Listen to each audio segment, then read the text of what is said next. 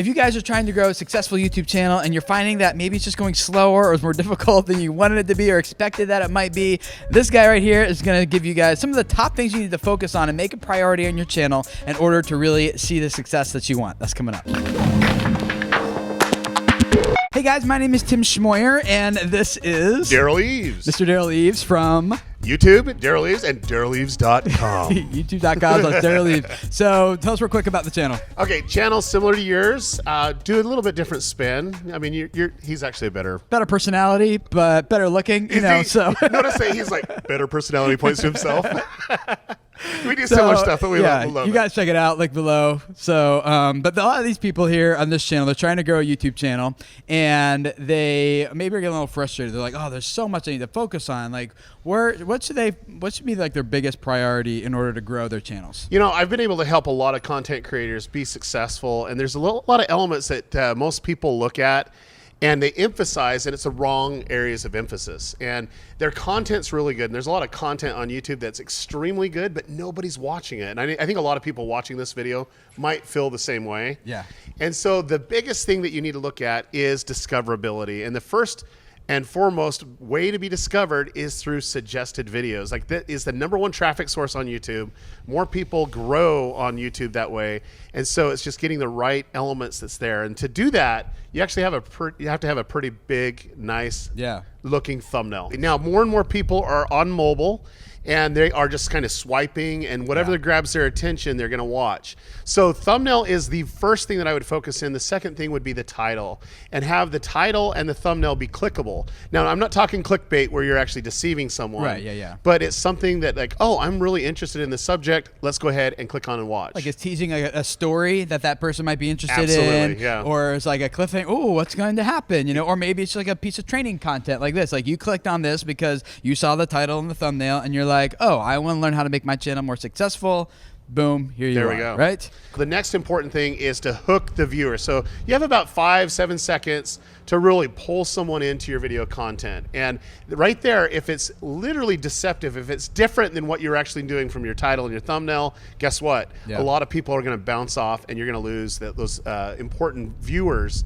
And so, yeah. We learned this on my family's vlogging channel, where if we just like do like a vlog, and then the cool thing that happens that we make the title and thumbnail about is like at the end of the video, like our subscribers will watch it, but new people tend to like abandon the video pretty quickly. So we actually put up at the beginning of the vlog whatever the title and thumbnail is, and if we can do that intentionally by like, oh, here's the story we're going to tell in this vlog, and start it off that way, that's best. But sometimes we gotta like, oh, we didn't know that was gonna happen. We put it at the beginning and say coming up on, you know, or something like that. Teaser content's really good. Say, okay, here's a little teaser content, and then you can do your bumper, which is great. But next is your content. Your content actually needs to be good. I mean, it needs to resonate with someone. And I always like to do my own litmus test. Is like, would I actually spend time watching this video? And if I wouldn't, I'm like, what's some elements that we can cut out? Editing should be literally on everyone's scale. They should literally edit down their content. So it's really concise, it's really impactful, and it really resonates with the target audience. Keep it moving, keep it concise, keep it like, so and you guys can learn this by looking at your audience retention graphs and YouTube analytics. Like, people can comment all the time, oh, I love your videos, they're all so awesome. And then you look at and you're like, you lie, you actually abandoned my video like, halfway through, you know? So as you really dig into that data, that can really help you make better videos going forward. Okay, now the last thing, and I think this is probably the most important, once everybody goes through the process of finding your video, watching your video, there's so many creators that don't even ask people to do things, and people literally need to be told what to do. And so if the content creator's not asking them to subscribe or to comment or engage with them, then people like watch it, oh, okay, and then just move on to the next video, which is the next suggested video generally. From there. And it may or may not be yours.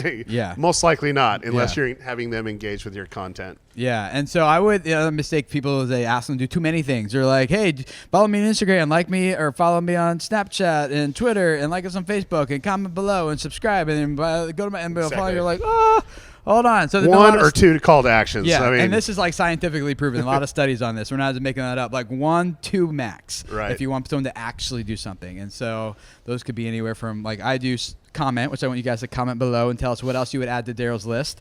That is important for channels to consider. And then I always tell people, go read the comments of other people. Absolutely. Because then that gets people who are like, gets you guys to interact down there and engage with each other. People who weren't otherwise going to comment, now they do, because they're like, oh, other people are going to come read this now, you know? Exactly. And especially if you're commenting back on their comments and replying to their questions and such. It's really, really important. And then I ask for subscription second, because that has a lot of impact on watch time and things like that. Also, if this is your first time here, I'd love to have you subscribe here to Video Creators, because we're all about helping you guys grow your YouTube audience. And at youtube.com/DarylEves. Go check out a video, because Tim's on my channel right now at the same time. Yes. With another call to action.